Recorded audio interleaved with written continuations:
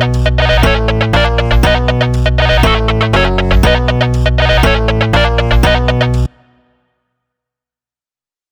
there gang, and welcome back to another epic Inexorable Maths video. In this video we're looking at factorising, which we've already seen before, quadratic equations. Okay, now why is that harder than what we've already been doing before, which is just factorising some normal stuff or stuff that's a bit easier? Well, in this I've got a question here. First of all, let's just remind ourselves, what is a quadratic equation? From the last video, we learnt that a quadratic equation was an equation that was in the form y equals something x squared plus something else x plus c. Or in other words, y equals ax squared plus bx plus c, where a, b and c are numbers that you will be given in the question, unless they ask you to do something like derive the quadratic formula or something like that, in which case they will not give them to you, but they are supposed to be known. That's the point.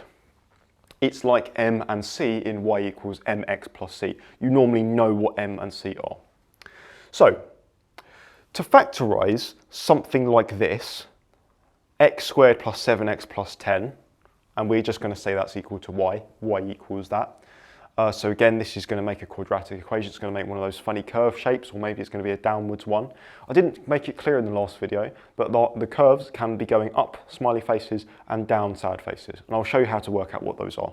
But they can be any sort of orientation, up or down, thick or sort of thin or thick, or high up or low down.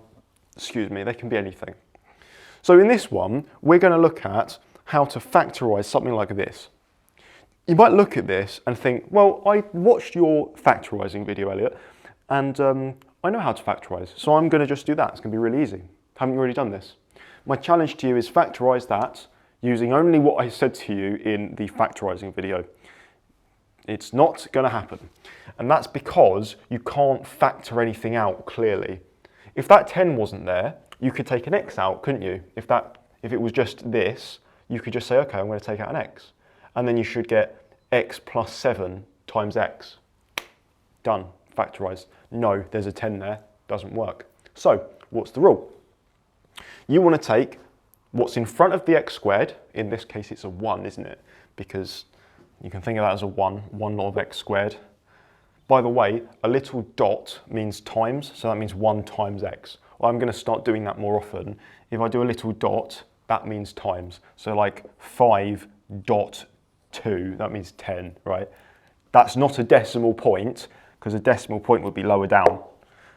If there's a thick dot in the middle, that means times. The reason people use that is because you don't want your times sign to look like an x. So anyways, that's 1 times x, so that's just obvious, we'll just leave that. Plus 7 times, sorry, that's 1 times x squared, plus 7 times x plus 10, okay. So, as long as you have an equation that is in the form something times x squared plus something else times x plus 10 in that order. If they're not in that order, put them in that order. So make sure the x squared term is first and the constant is last. Here's the rule. Take what's in front of the first number and take the last number, times them together. So in this one, it's 1 times 10, which is 10. And we're looking for two numbers. There are some instances where these two numbers will be the same, but in this question they'll be different. Two numbers that times to make 10, times to make this number times this number. And then we're looking for the same two numbers that add to make 7. So you have to have two numbers that times to make 10 and add to make 7. Two numbers that times make 10 and add to make 7. What about 5 and 2, yeah, that seems right, because 5 times 2 is 10, and 5 plus 2 is 7. So we're going to add to make the middle number, we're going to times to make what's in front of here and here, okay? So if a is equal to something that isn't 1, it gets a little bit confusing, but in this video we're just looking at when a is 1, when there's just a singular x squared there. Not like a 2x or a 3x or a half x, just a 1 lot of x squared. Okay, so here's the rule. Figure out what those two numbers are, and then have some brackets, like so, have them timesing together, put them next to each other, and literally just write what the numbers are. So we figured out there was 5 and 2, didn't we? So it's going to be plus 5 and plus 2. And that's still equal to y, because we haven't actually changed this, we've just factorised it. We haven't times it by anything, we haven't made it bigger or smaller or taken anything away or added anything. We've written it in a different way. So it's still equal to y, because this and this are the same. So it turns out that x plus 5 times x plus 2 is equal to this. Now, going the other way, it's much easier because you should know how to expand this out. Let's just use FOIL very quickly and check our answer. X times x is x squared. 5 times x, actually let's do outside first because we're going to do first outside, inside last. So let's do outside. So x times 2 is 2x, we're going to add 2x. 5 times x, we're going to add 5x. And finally 5 times 2, because that's last, that's going to be 10. That obviously simplifies to x squared plus 7x plus 10, which is indeed what we've got up here. So it works. Hooray, fantastic. So the question is, why? Why did we just do that? Like, why? What's the benefit? Well, let me tell you. If we want to find out, hypothetically, just don't worry, you know, why would we do it? Don't worry. If y was 0, I'm going to set this one equal to 0 as well, guys. I'm going to do it. I'm going to set this equal to 0. Tell me what x is. Do it right now. What is x? We've done similar questions already. What is x? Figure out. Well, of course, you'd say, well, I don't know what x is. What x values satisfy this equation? We're looking for an x number to put where x is to make this equation true. You'd say, mate, I don't know. But if we rewrite it, we've got this much easier. I'll tell you why. Excuse me. There is a property of multiplication. And what that property means and what it does is it means that the only way that you can make 0 using multiplication is if you multiply by 0. So you can have 0 times any number, or you can have 0 times 0. You can't make 0 by multiplying without the number 0 to start with. You can't do like, oh, what if I times like 2 really small numbers? No, they're not going to make 0. They're just going to make a very small number.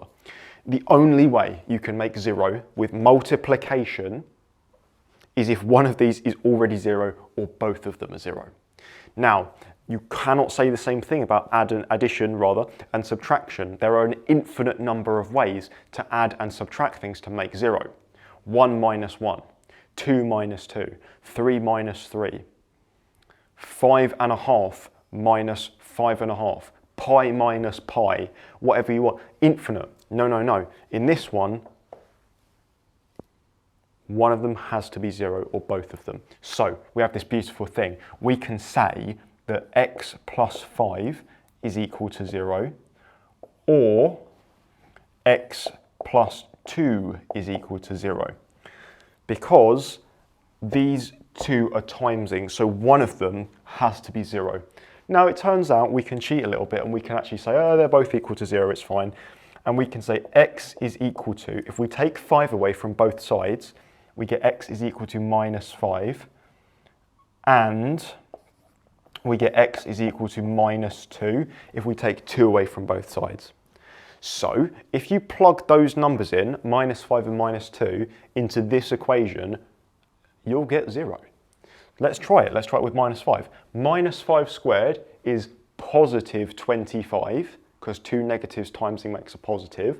So that's 25. Now 7 times minus 5 is minus 35, plus 10. Well, 25 minus 35 is minus 10, plus 10, 0. Perfect. Okay, let's try minus 2 now. Okay then, let's see what happens. Try minus 2. Minus 2 squared, you tell me. 4, right? Positive 4, because 2 negatives once again make a positive. And then we're going to add 7 times minus 2, which is minus 14. Then we're going to add 10. 10 is just a constant, stays with us the whole time. And so plus minus 14 means minus 14. Positive and negative make a negative. So 4 minus 14, wonder what 4 minus 14 is.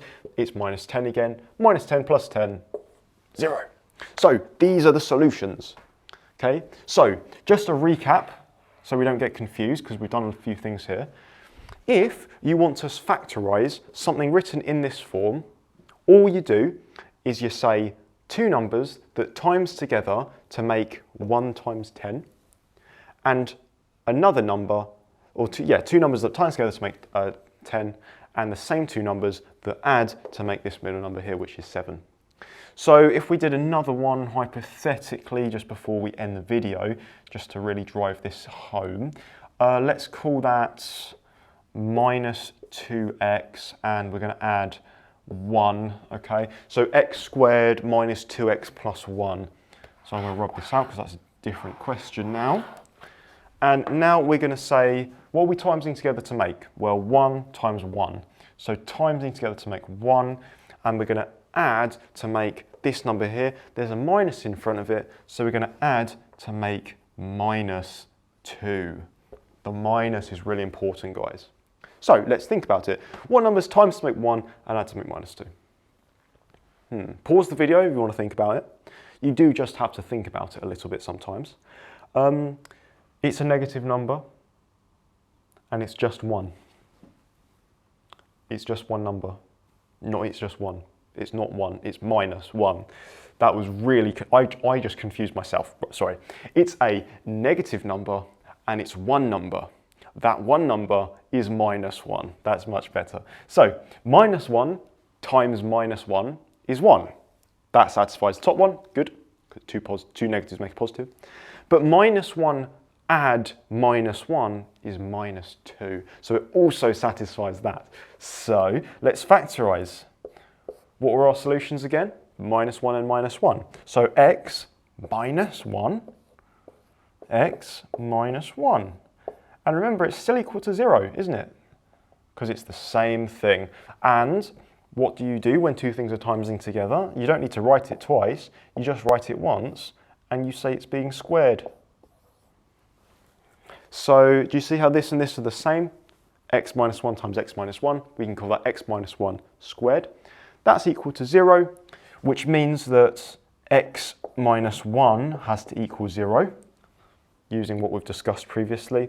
If we add 1 to both sides of x minus 1 equals 0, we get x is equal to 1. Let's try it. 1 squared minus 2 plus 1. 1 squared is 1, minus 2, that takes us to minus 1 again. Add 1, 0. There's just one answer, because these are the same. It's only one answer that satisfies that equation. So you will get sometimes that quadratic equations have one solution. You will also get sometimes that they have two solutions. Check me out in the next video to see what happens when they have no solutions.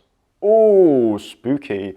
You can get these. There's no answers, which is really crazy. So yes, I will see you guys in the next one. I hope this has helped. And yeah, have a good one, guys.